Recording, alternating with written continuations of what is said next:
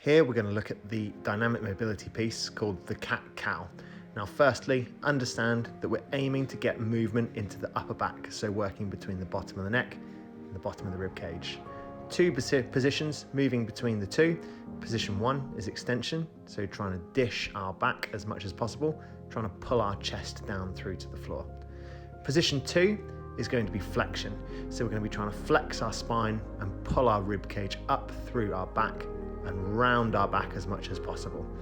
Once we've completed one position of each, repeat another 29 times for a total of 30.